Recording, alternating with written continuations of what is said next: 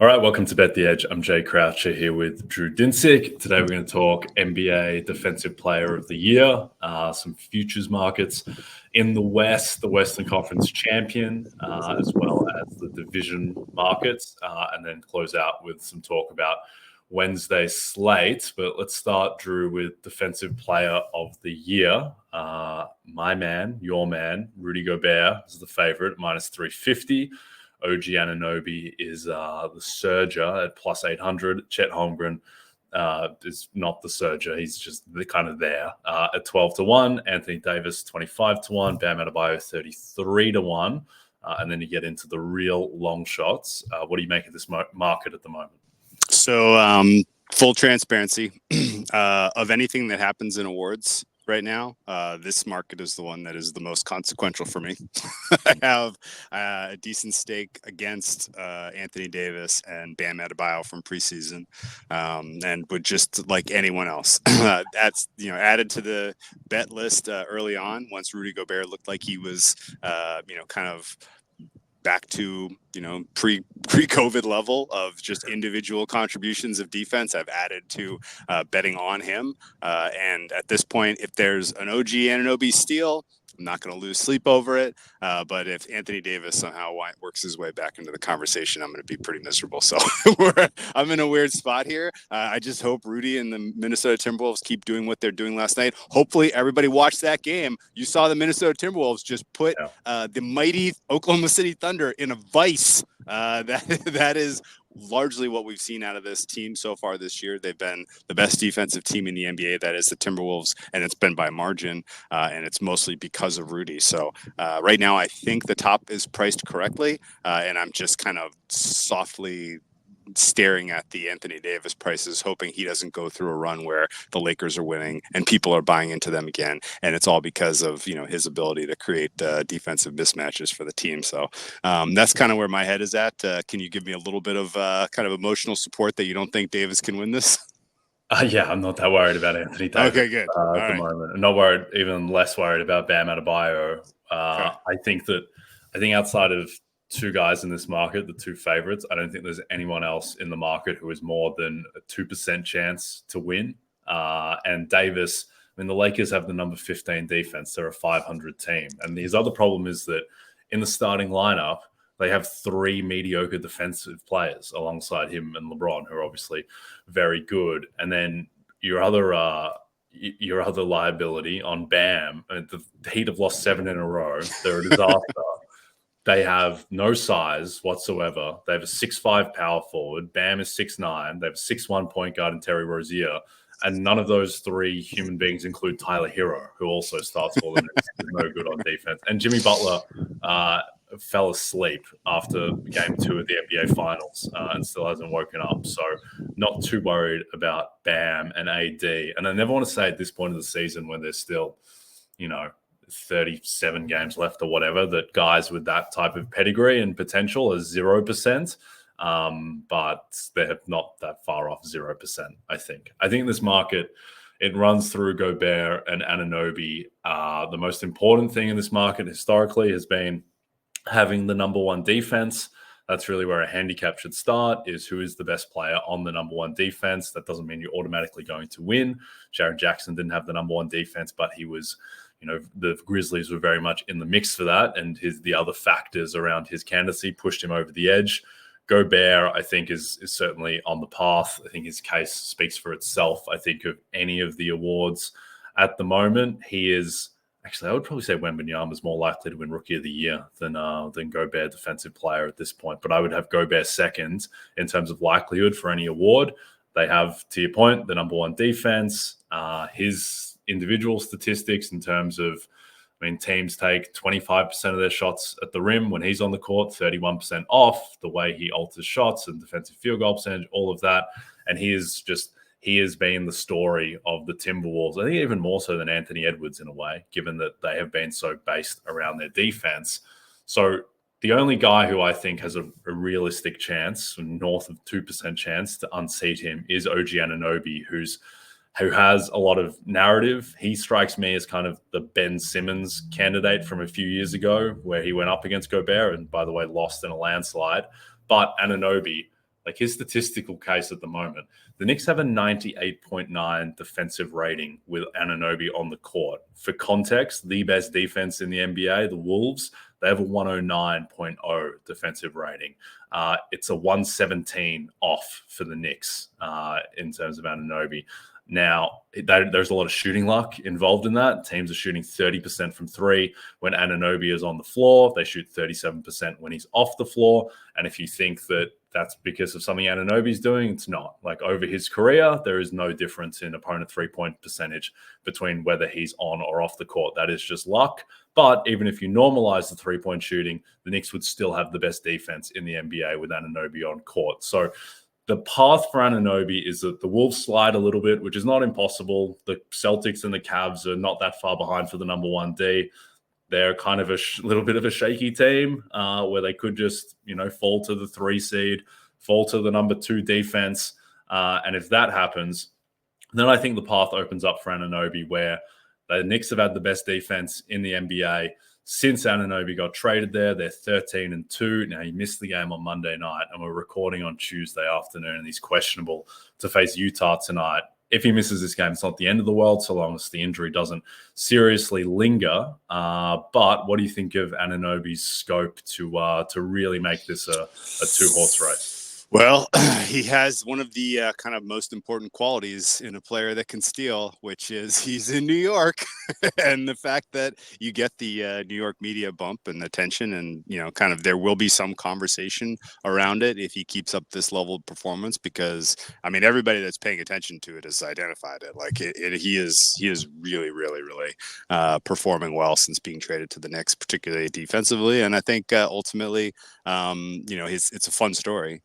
Rudy Gobert does seem to have had the important cleansing of, the last couple of, really since the COVID year beyond.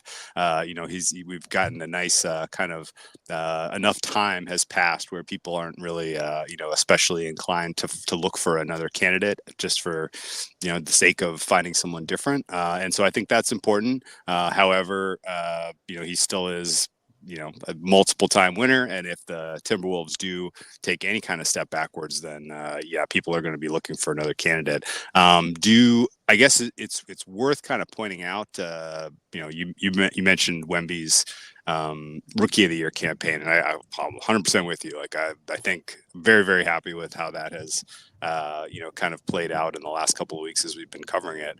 And as you look at this market, Chet Holmgren right now is your third choice, which is kind of surprising to me. Meanwhile, Wemby is 66-1, and I think his defensive contributions are better. Now, granted, the Spurs are going to win 20 games maybe, and that may ultimately hold him down. But I guess, is there an insane long shot that you think has a chance to make themselves a factor here? So when I'm looking at insane long shots, and there was an insane long shot who recently got up in this market, where 2 years ago, with a month left in the season, Marcus Smart was 500-1 to win Defensive Player of the Year, and he won. And that is why his jersey hangs up behind me every day that we do the show, and will continue to hang in whatever house I live for the rest of my life. But with that, and the handicap around Smart was that, well, he is the identity of the best defense in the league. So I think if you're looking for a long shot, you want to be able to find a team that has the scope to get to the number 1 defense. And I think that's where your long shot is going to come from. Perhaps someone who people might not think of as a defensive player of the year. No one was really treating Marcus Smart as a candidate until there were 3 weeks left in the season, and everyone realized that the field's not great. Who can we give this to? Well, let's give it to the guy who is the face of the best defense. So the only way a long shot gets up is if Gobert and Anunoby both really fall off. And for Gobert, that would mean the team slides. He loses the number 1 defense. They have a bit of a stench on them at the end. Anunoby can very easily fall off. And the reason why I'm not as in love with his price as I was 4 days ago is that Julius Randle is going to be out a month. And that team, as we talked about, was kind of constructed to just never lose Julius Randle because they don't have any other power forwards. So I think that they will struggle a bit in terms of record. And if the Knicks slide to the 6th seed and their defense, which is 5th right now, just kind of stays there, goes 6-7, then Anunoby, who needs momentum to be able to topple Gobert, he could easily fall off. So if those two guys fall off, then you're looking at teams who can have the number one defense. And so right now, the Cavs and the Celtics are tied for second. Gotten a couple of people have texted me about Jared Allen. I don't really see it. I wouldn't say that he has no chance, but the problem is that it's a small minority of people who think that he is the best player on his defense. Evan Mobley finished third in Defensive Player of the Year last year. Mobley's stats defensively, even in limited time, lap Jared Allen's. The Cavs are almost better with Allen on the bench defensively. Like the on-off splits, it's basically even. And Mobley, his EPM, everything defensively is much better than Allen. So I don't really see it with Allen unless just everyone falls over and there's no one else, or unless Mobley gets hurt again. Those would be the paths for Allen. I don't think there's much meat on the bone at his 50-1 market price. If you're looking at insane long shots, the two that I would give you would be one, Derek White, who's in like the 40 to 60-1 range, just because I think he will be Boston's candidate if they were to surge and run away with the number one defense, which is crazy because before the season, I would have priced him the third most likely player on the Celtics to win behind Drew Holiday and Kristaps Porzingis, but White has kind of separated himself where Drew is having a bit of a down year and Porzingis just doesn't play enough. And then, well, the other two guys, one, Jalen Suggs, if the Magic could somehow get to the number one defense, like he's in the 200-1 range. I think it's shorter than 200-1. I think just that they would get the number one defense. So there is a potential avenue for him, though I don't love that. And then the other one, the guy who's got, of all the candidates, the guy who's got the best advanced stats, the guy who's got the best defensive EPM, is Joel Embiid, who's on the Sixers, who have, they fall into the number 7 defense, but if they were to surge, and Embiid's got to qualify for that, which is a problem, as we've talked about with MVP, but I wouldn't say Joel Embiid is 0%. Again, even at 50-1, I don't think there's much meat on the bone, but Embiid, Suggs, White would be the crazy long shots that I would monitor. What do you think? No, I dig all that, because I was going to ask you specifically your opinion on Drew Holiday, because it has felt like the subtraction, the deficiency by subtraction of the Bucks defense is a lot at the point of attack, and that was Drew Holiday's role. So, you have a little bit of a fun narrative there, at least in trying to make that case. But you're right, White would be their candidate, I would guess. White's a great player. Oh, man, love watching him play. And in general, right now, as we stand here today, do they even have an All-NBA player? I'm not sure Tatum is an All-NBA forward this year, and that makes like you're getting no for you're clearly the best team in the NBA in the regular season. You get no All-NBA, you get no kind of consideration across any awards is kind of wild. So keep your head on a swivel for Derek White, Defensive Player of the Year. Yeah, the thing with White, and this is why I think that so many people underrate the Celtics, or at least kind of laugh at the notion of how respected they are by the market. The fact that like they're 8.5-point favorites in Miami the other night. They were 7-point favorites home to a full strength Nuggets team. And people are like, that's insane. This team isn't that good. I think a big reason between the gap between the market and what the public thinks about the Celtics is just not realizing how insanely good Derek White is. Derek White should be first team all defense.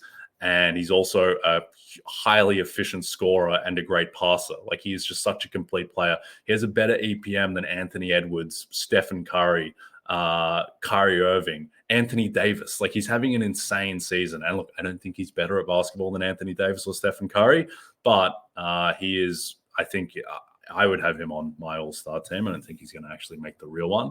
But no, he is special. And he is, I think his improvement in a way, I think, is going to be bigger for the Celtics than adding Drew Holiday.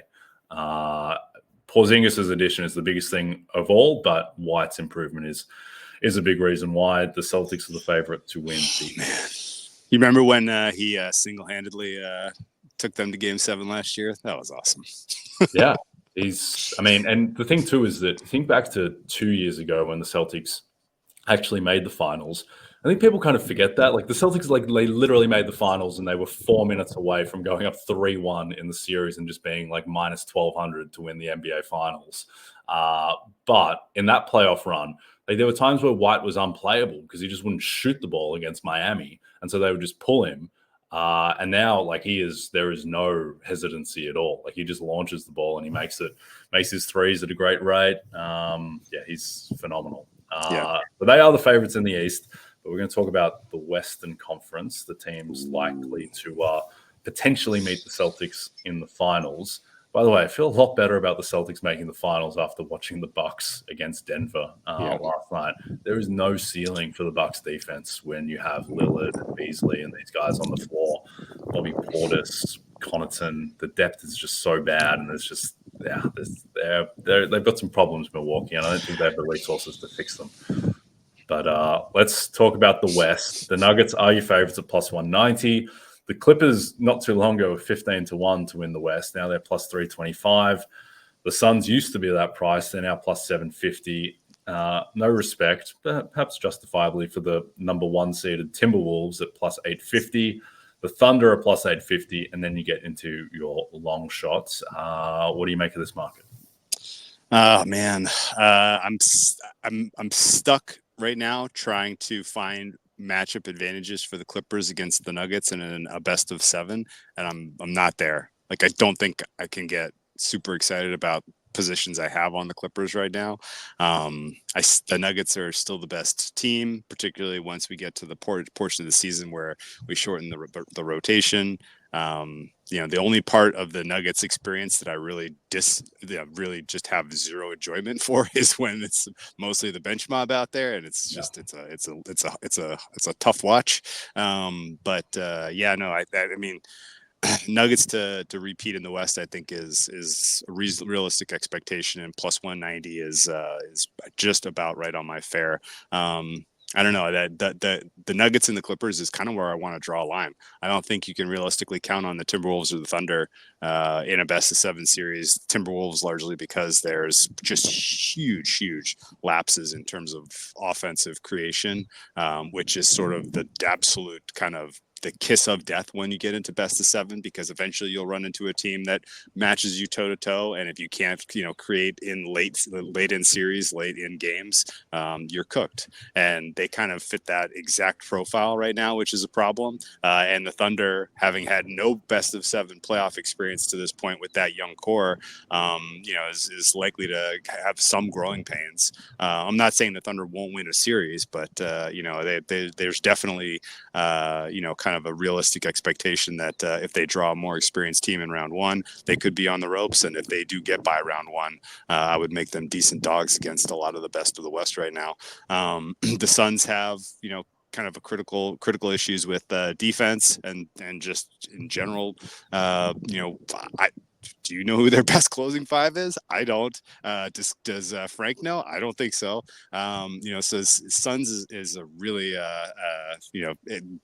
hard for me to see them coming together on the fly this late in the season, since we haven't seen it. And I think everybody else is, who's kind of in the mix there, because of the singular excellence of Doncic, because of what we know LeBron and AD can do together. Like, can they win a playoff series? Sure. Can they win 3? No. So I think I kind of want to draw the line in the West right after Nuggets and Clippers. Am I crazy? No, I don't think you're crazy. I think that's you clear. I would say the Nuggets are probably maybe not tier 1 by themselves, but tier 1A, Clippers tier 1B. And then after that, there's a drop off. I do think and it's strange because I do think the Clippers are a lot better. Well, they're better than the Timberwolves. But if you were to ask me, life depended on it, a team knocks out the Denver Nuggets in the NBA playoffs, who would I choose? I would actually choose Minnesota because, one, the Wolves are more likely than the Clippers to have home court in that series, given that the Wolves are 2 games clear of the Clippers. And then I think the Wolves are the only team in the league that really gives Jokic problems. And it dates back to, one, the playoff series last year, and then in the bubble as well, where just the combination of Gobert's size, strength, length, defensive intelligence, and the fact that they're so big around Gobert with Cat and Jade McDaniels and Edwards kind of swiping down, and just the fact that they have the best defense in the NBA, I do think that is the team that's most likely to beat Denver. Now, I don't think that they're the most likely team to get out of the West. Certainly, I'd have the Nuggets and Clippers as your clear favorites. But in terms of looking further down the board, I would say that the team that has the most upside is Oklahoma City, just because they have so many assets to move, where if they just decide we're going to make a win now trade and they go out and get someone, and it doesn't have to be a superstar, but if they added Alex Caruso or something and then they look a little bit different, they have by far the best net rating in the West, which I do think counts for something, and they have a relatively easy schedule to close.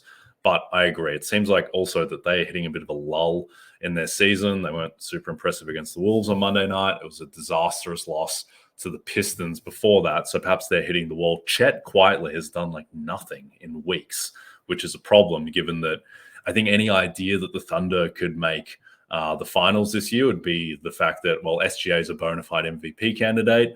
And maybe Chet Holmgren is a legit like third team all NBA guy like right now. And then all of a sudden you have Jalen Williams there as well. And maybe they have enough. But if Chet is going to resemble this guy from the past few weeks, then I don't think they're in the mix. The one thing that I would keep an eye on in this market is that when Durant, Beal, and Booker are all on the floor together, the Suns have a 127 offensive rating, which is pretty insane. It's a plus 12 net rating, or plus 12 and a half net rating overall. A lot of that is three-point shooting luck, but there is a chance that this team is just the best offense that we've seen in a while, but just the lack of depth. And also kind of the fall off of Kevin Durant, who hasn't been the guy that he was in Brooklyn last year. I think that doesn't bode particularly well. Anything else in the West before we move on? Yeah, I think last time we talked West, I was feeling a little more squirrely about the potential for a lopsided draw, right?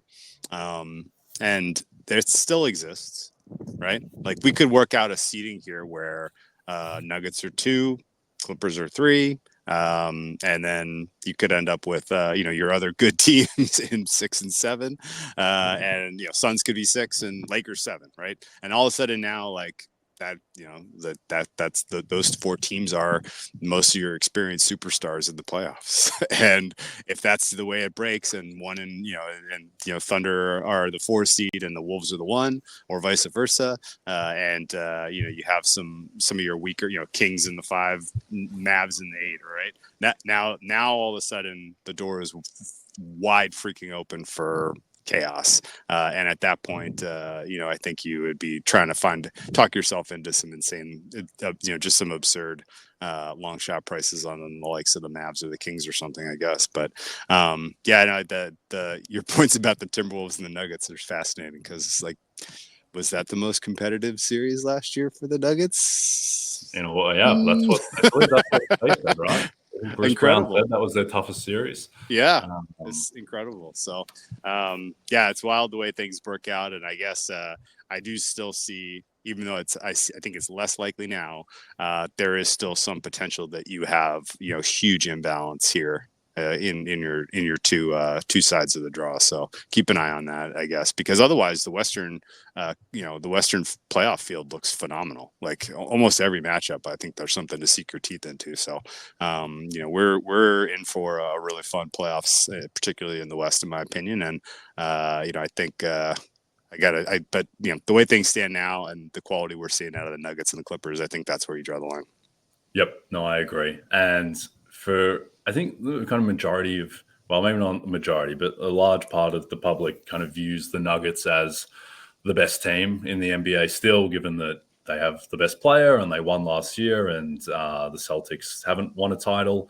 But I think that the calculus has to be that the Celtics right now are 4 games clear as a 1 seed and have the best record in the NBA, and the Nuggets right now are a 2 seed and they're 1.5 games back of being a 4 seed. And it's funny with the Nuggets because they seem to take these big games like really seriously. Like Jokic played the whole third quarter against the Bucks on Monday night, and then he came back in with like 8:30 left in the fourth. Yeah. Like it was playing like it was a playoff game. They did similar things, shortening the rotation against Boston.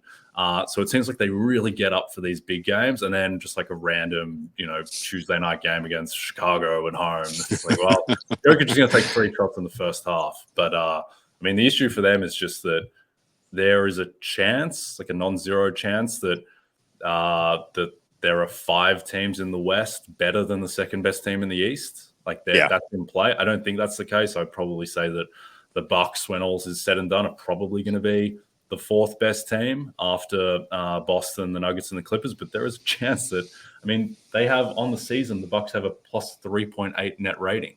It's the same as the Pelicans. Like we have now 47 games banked of them just not being that good. And I think there's a chance that the Wolves, the Thunder, and Phoenix could just end up being better than Milwaukee. But and that makes Boston's path so much easier. But yeah, I do hope in a way that we get the Celtics Nuggets final, even if as a Celtics ticket holder, that would be somewhat terrifying. Financially, like to see anyone else come out, but in terms of the spectacle, that is certainly number one by itself. All right, division championship markets. Northwest, Nuggets plus 110, Wolves plus 200, Thunder plus 250. In the Southwest, basically a two-horse race. The Pelicans minus 160, the Mavs plus 130, and then the Clippers are big favorites in the Pacific at minus 600. Does anything interest you in any of these markets? Don't think you can go against the Clippers, so we can probably put a line through the Pacific. The Southwest is intriguing to me because my rating on the Pelicans is higher than market, and it has been for a while. I've been betting them a lot since like Christmas-ish, and minus 160 for me is light. I have that closer to minus 240, and I think ultimately tough for me to see exactly how the Mavericks find their way into kind of a winning mode that gets them into a playoff position that's highly likely. That said, if they get into an 8 seed, are they talented enough with Luka Doncic being the primary, ball handler in a best of 7 series? Yes, of course. So it's that one's of interest to me. Looking at Pelicans as a potential parlay piece, and then I was kind of pleasantly surprised with how well the Timberwolves matched up against the Thunder, and I agree with you. The Thunder are hitting a bit of a not like a, but like as a group, a rookie wall, right? Like as a group, like you saw signs where some of the kind of go-tos for them in the months of November, December stopped working in January, and they overcame it with like just amazing individual effort late in games by like Jalen Williams and some of the Lou Dort all of a sudden was hitting threes to close out games, and like that stuff's not sustainable, I don't think, in the long term, and I think that's why now you're starting to see them take a medium step back. So Timberwolves at 2-1 is interesting to me there, because I, like you said with the Nuggets, like, is that a team that you're expecting to give you max effort in the month of March? Absolutely not. Like, do you remember March last year?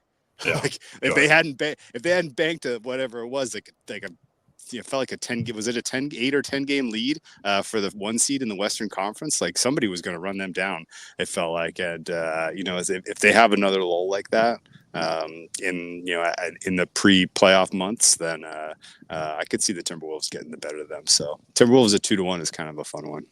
Yeah, that would be my bet as well. And partial reason why is that like these teams right now, they're all within 1 game of each other, and so tie breaks are more likely to come into this race than probably any other.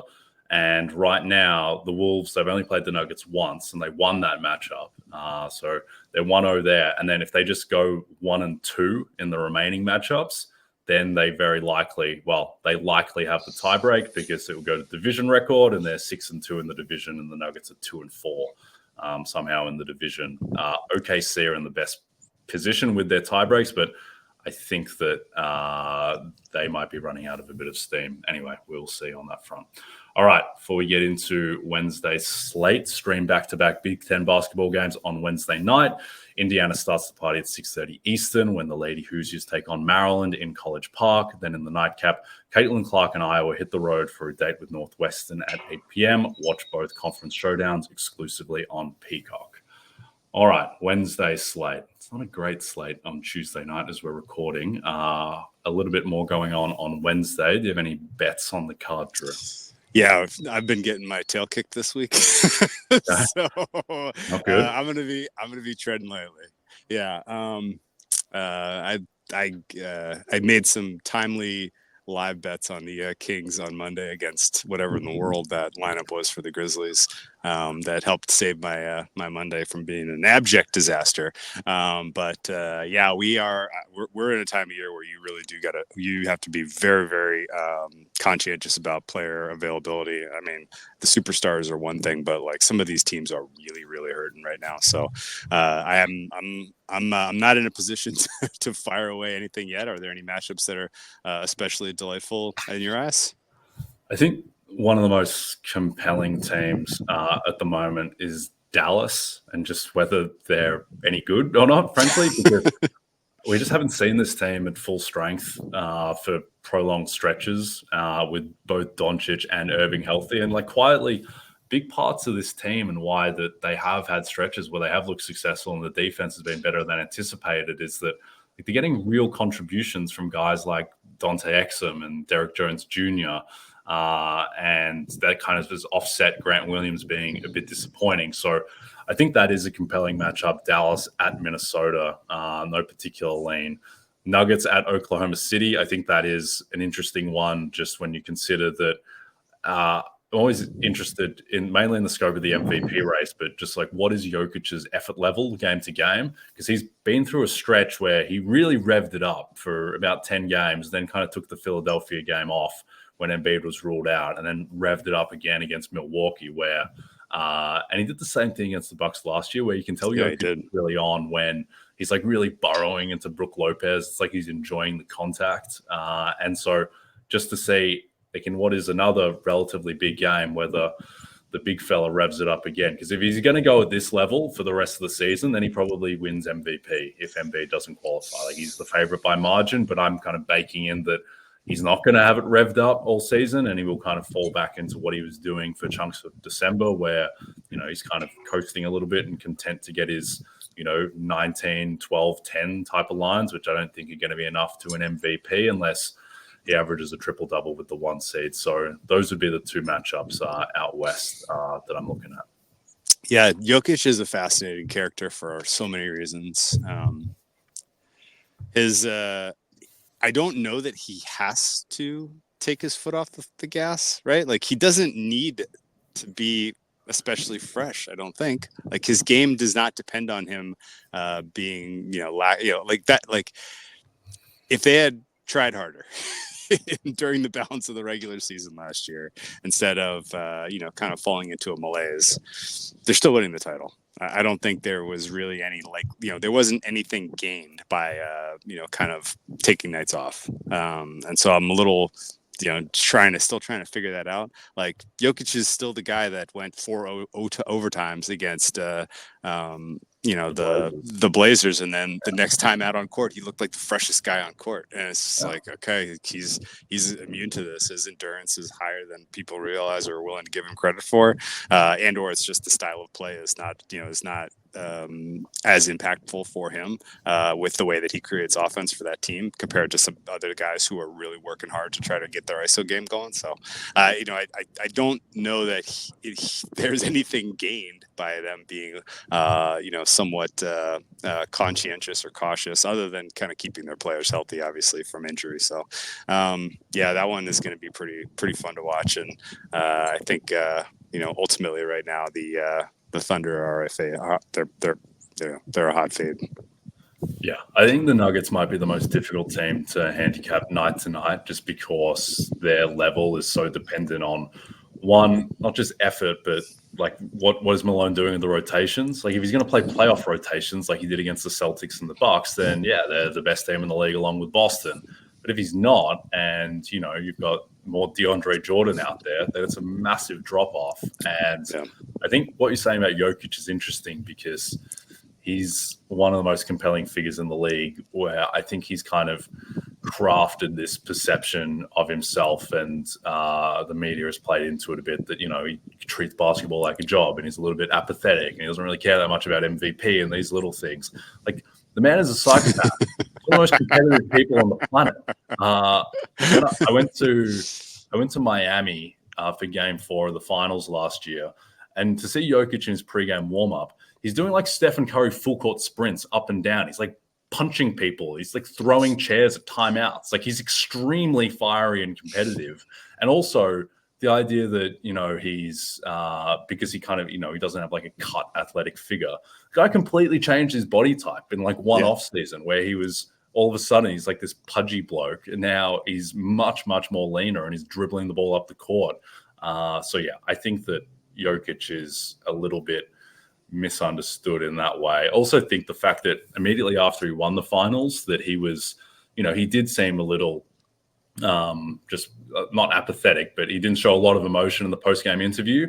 And then in a separate interview a bit later in Serbian, he said the reason why is that he was so overcome with emotion that he couldn't speak, which kind of plays into my idea of Nikola. But he is the best player. And watching that Bucks Nuggets game last night, as someone who would prefer Giannis to an MVP, it was quite glaring. Like, Jokic is just so much better. He's so much better than Giannis. He's so much better than everyone outside of potentially Embiid. Though Jokic clearly is the favorite to be the better player in that matchup, I think. Okay. Got a final quick question for you. I agree with all that. And that was fun. It's fun to reflect on this because he is so fun to watch. But you mentioned the Mavs. You're going to keep an eye on them, surely. They have the favorite right now for the sixth man of the year. It never goes to a team that's like hovering around 500. Like, that seems wrong. Am I on the right track?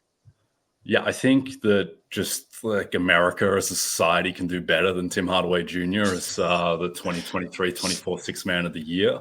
He's improved his efficiency a bit lately, but here's the thing with Hardaway. One, as you mentioned, they are, as we record, they're 26 and 21 and tied for the 8th seed.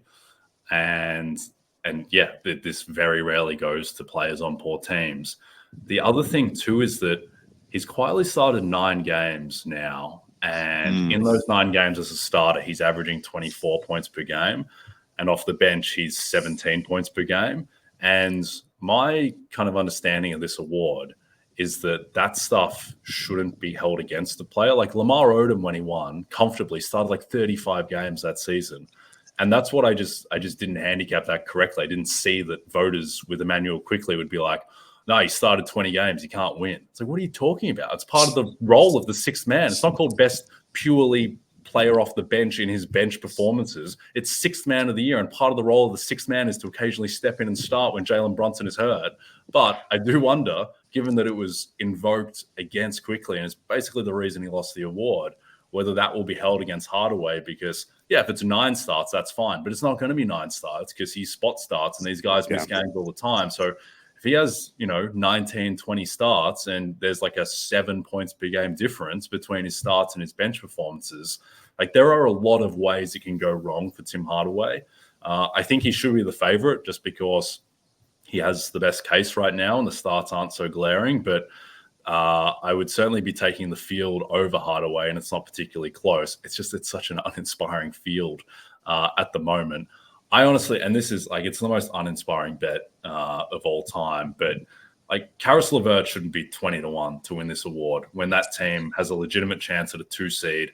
He's averaging like 15.5 and 4. He plays good defense. I think that if he can just increase his efficiency a little bit and his usage doesn't take too much of a hit with Garland back, I think he can get in the mix, and he would be my bet in this market, even though he's really not that good at basketball, and it's not a fun bet. But I just think that when you look at the team success element of this award and the fact that, again, there is no concern about Karis LeVert starting all of a sudden. He won't start. Like Garland just missed all his time. He didn't start. Like LeVert is glued to the bench. The concern with him is that Garland's going to come back and he's going to be like 21 minutes per game and average 13 points off the bench.